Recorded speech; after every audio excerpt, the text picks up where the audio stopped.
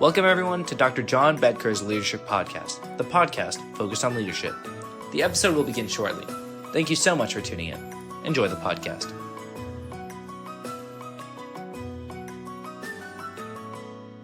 Welcome everyone. Thank you very much for tuning in to the Dr. John Bedker Leadership Podcast. I'm your host, John Bedker. Well, today we're going to talk about a person who just took on a new leadership role. That role is to lead the Catholic Church. The Catholic Church has had a conclave, which is to say a meeting, to elect a new pope following the passing of Pope Francis. Well, we're going to talk about this new pope. The pope's new name that he has taken is Pope Leo XIV. We're going to talk about quite a few things. Now, his role has just begun, so time will tell how his leadership manifests itself, that course, speed, and direction he takes to lead the 1.4 billion Catholics around the world. So, we'll talk about who this person is, Leo XIV. We'll talk about training, knowledge, experience. And, of course, we'll talk about, historically at least, up until this point of him assuming the papacy, what he has said about issues relevant in our world today. So, let me begin by some context, though. I think it's important, as always. Contextual framework in the United States. Well, first of all, this Pope, Pope Leo XIV, is the first ever American Pope. So there's something there right off the bat. He is going to begin this papacy when the President of the United States, Donald Trump, is cut, I think one could safely say, from a very different bolt of cloth, very different person, very different values proposition to his leadership as President of the United States, and certainly one of the key leaders in our world. Well, Pope Leo XIV now, another American, takes on certainly a different, but in some ways a very similar role. A much larger number of people globally he's to lead, but confronted by many of the same issues. So as I said, let's talk about the context, and let's talk about the context in the United States. Those of you that are regular listeners know that I have spoken about the U.S. Conference of Catholic Bishops in several of the Dr. John Bedker Leadership Podcasts. And importantly so, because they are important leaders for a significant faith, Christian faith, in the United States. Well, what we know about the U.S. Conference of Catholic Bishops, just to quickly review, is they have veered dramatically, significantly, noteworthily from the original precepts of Catholicism. They have embraced and certainly engaged in the polarity that exists not only in the United States, but certainly in our world. And what is that polarity? Well, I now define two churches, two sects, if you will, in the United States Catholic Church. One is what I call CINO, the letters C-I-N-O, Catholic in name only, the CINO Church. That is the church that is led by the U.S. Conference of Catholic Bishops. Now, they would like to use this word Catholic, and they do. They would like to profess their dogma as Catholicism, and it is Absolutely not. So here begins an important framework to understand. This Sino Church in the United States, led again by the U.S. Conference of Catholic Bishops, is an all-male, right-wing political organization. The three top leaders, in quotes, of the U.S. Conference of Catholic Bishops are all right-wing MAGA types, Trump types, with incredible points of view inconsistent with the foundations of Catholicism. And so this new Pope, an American himself, is going to have to somehow, some way, find a way to navigate. Not just the challenge here in the United States, but around our world.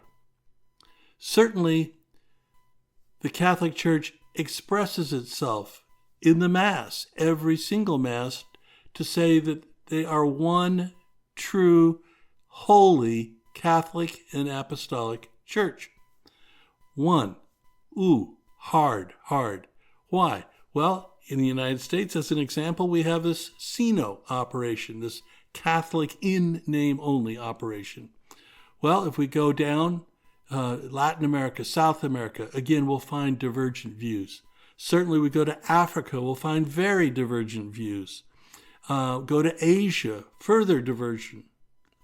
So the one and true church probably does not exist.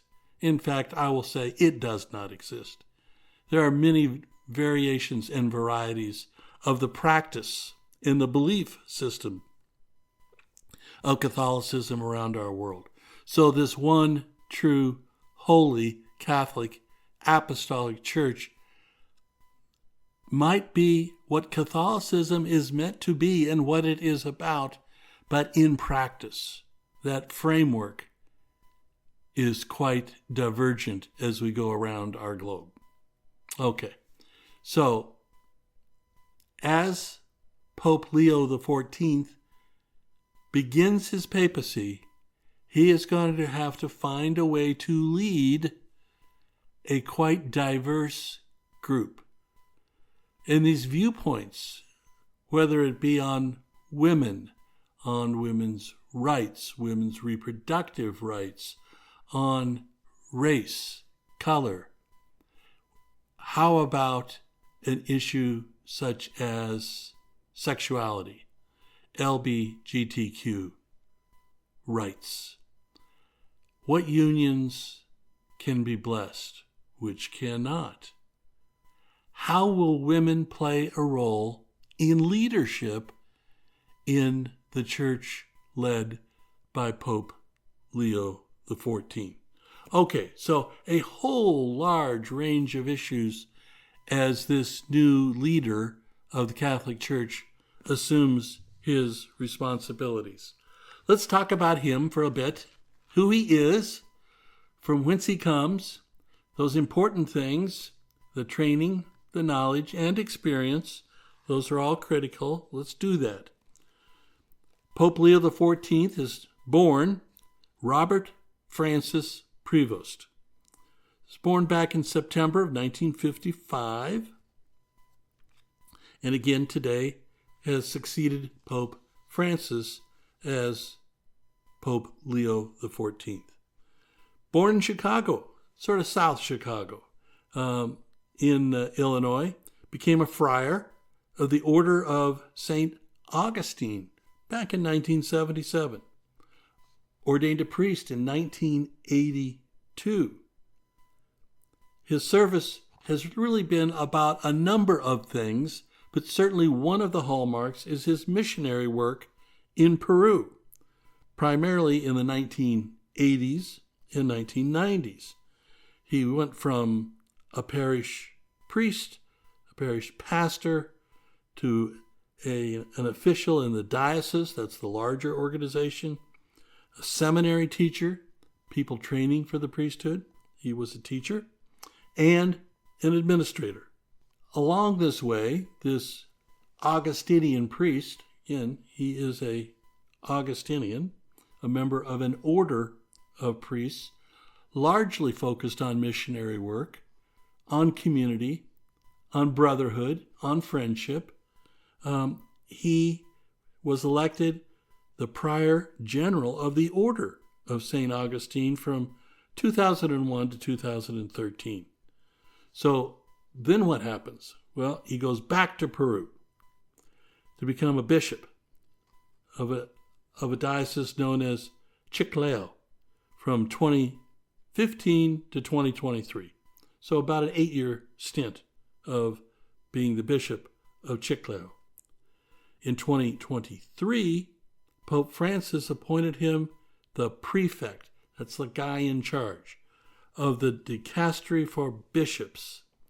Well, they use a lot of fancy words, so what that means is this is the person who's going to vet anyone and everyone around the world that might be selected to be a bishop of the Catholic Church, which is to say a senior leader. He also became president of the Pontifical Commission for Latin America, again, from his experience in Peru. And Pope Francis made him a cardinal that same year. So what did he do in his time once he was appointed, selected to be a cardinal? Well, synodality, fancy word, missionary dialogue, engagement with social and technological challenges. The synod, the synodality, is about having a conversation, a dialogue, a listening to others, to guide the path, to write that blueprint for the future.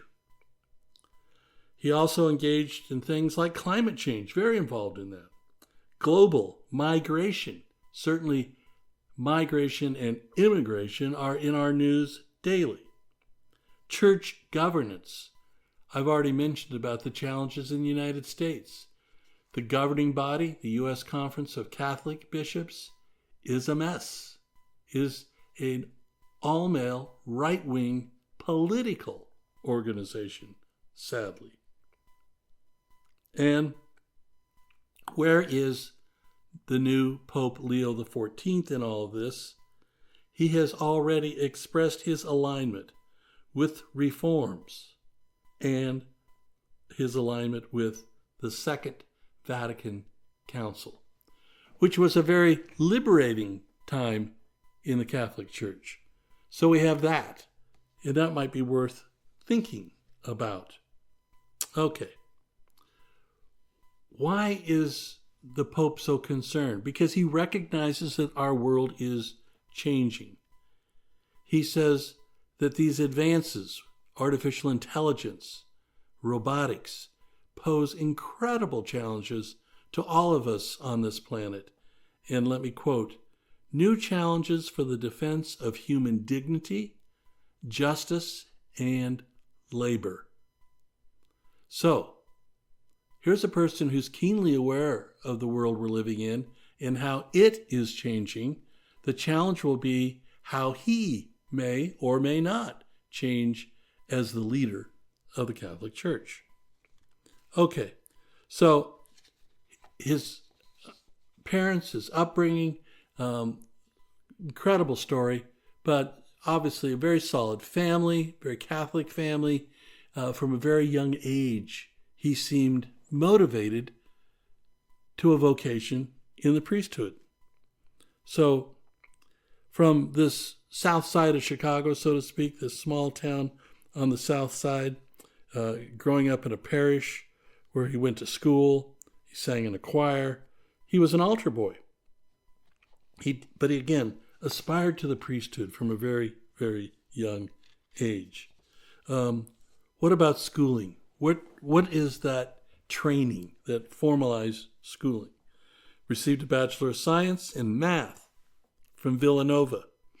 That's an Augustinian college located just outside of Philadelphia. Got a Master's in Divinity from Catholic Theological Union in Chicago and taught physics and math at St. Rita of Cascais in Chicago during his studies. He earned a licentiate of canon law. That is, in a sense, a legal degree to deal with Catholic legal matters, particularly marriage, followed by a doctorate of canon law, the JCD degree, both from the Pontifical University of St. Thomas Aquinas in Rome. So his doctoral thesis was a study of the role of the local prior in the order of St. Augustine. Interesting background, well prepared, well educated. He has not only math and physics training, but legal Catholic training as well. So who are the people that really impressed him, that left a lasting impression?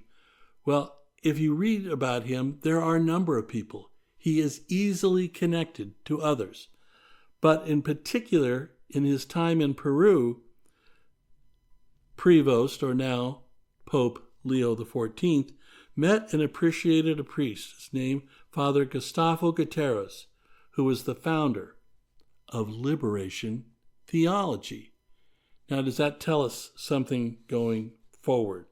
Well, we're going to find out in the years to come. So, his years in Peru, though, gave him all kinds of up-close and personal knowledge, literally firsthand, about political violence, about inequality.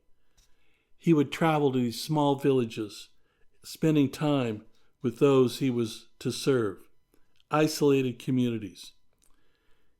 He was a defender of human rights, and he fought vigorously for that. He also fought against the violence of the Marxist, Leninist, and Maoist guerrilla organization known as Shining Path. So he has a history of standing up to do the right thing, what we call leadership. So, again, we'll see how that goes forward, but that's a great beginning. So, no one's perfect, right? The world's changing. He's a very open, he's a very compassionate, he's a very empathetic person. So, let's talk about the other side of that coin. In the year 2000, when the now Pope was the prior provincial of the Order of St. Augustine's back in Chicago, he permitted James Ray, an Augustinian priest, to reside at St. John Stone Friary in Chicago under supervision. Ray had been suspended from public ministry since 1991 due to credible accusations that he had sexually abused minors. Pope Leo was criticized later because of the friary's proximity to a grammar school. Ray was moved to other housing, and after the American bishops implemented stricter rules, then the prefect, Prevost, was fully compliant. But in fact, that is a part of his history. Well, what about down in Peru? Well, in 2022, victims of, again, sexual abuse by priests, the priests Ricardo Paiva and Eleuterio Vasquez Gonzalez, said Prevost failed to investigate their case. Now, these are the victims saying this. The Diocese of Chiclayo stated that Prevost, now the Pope, followed proper procedures, met with Anne Marin Quisper and her sisters in April to personally attend to the victims, encouraged them to initiate civil action, and initiated a canonical investigation, the results of which he sent to the Dicastery for the Doctrine of the Faith. That's sort of up the chain of command. The sisters, though, stated that no full penal canonical investigation occurred. An investigation by American television concluded the church investigation was not thorough. Well, speaking to the Peruvian newspaper, it's called La República, while the bishop, Prevost, said, "If you are a victim of sexual abuse by a priest, report it. We reject cover-ups and secrecy that causes a lot of harm. We have to help people who have suffered due to wrongdoing." So the journalists involved in this, who did a fairly investigative and deep dive about sexual abuse in Peru, concluded that, again, at the time, Bishop Prevost, now Pope Leo, always expressed his support for the victims and was one of the most reliable clerical authorities in Peru, leading Pope Francis to select him as the prefect of bishops. So there's been a lot written about this, but unfortunately, any priest in a position of leadership, particularly a bishop, has had to confront this issue, this horrible and horrific issue of sexual abuse in the church. So, what happened? Well, he continues to ascend. Pope Francis wants him in Rome. Then the bishop in Peru, Prevost, says, "I would rather stay here. My work here is important. I want to work more here." And Pope Francis said, "No, I need you in Rome." And so he went to Rome, took on this dicastery of bishops, vetting bishops all over the world. And with that, he got to know more and more people, and they knew him. He was a known quantity, a quantity with documented fairness, listening skills, incredible intellect, and a person who reached judgments in an attempt to do the right thing. So, when Pope Francis passes, the conclave goes. It was on the second day, only the fourth ballot, which is relatively quick, that this Cardinal Prevost becomes Pope Leo XIV. Okay, so what do we know? We know that his training, his knowledge, and his experience are excellent. We know that he's had a number of positions around the world. He is American and a Peruvian citizen as well. We know that he has attempted to do the right thing in the face of danger, particularly in Peru. That his missionary work and his Augustinian work is really at its core about community, about fellowship, about brotherhood. And from a leadership point of view, these could be a great beginning. He is now 69 years of age, and so we may very well have this Pope for some decades to come. We'll see. So his opportunity to have his mark as the leader of the Catholic Church is there for certain.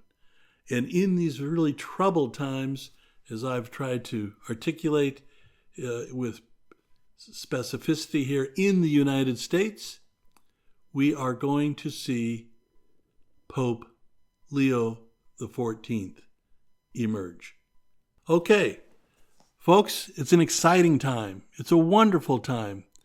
New Pope, world with many, many, many challenges, not just in the U.S., but globally. A leader well prepared, a leader well intended. Let's watch what he does.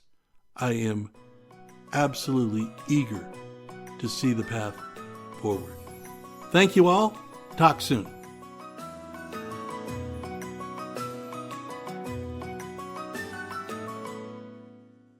Thank you for tuning in to Dr. John Bedker's Leadership Podcast. We hope you enjoyed this episode. Please tell your friends, and, of course, please follow our podcast and subscribe. Thank you again for tuning in.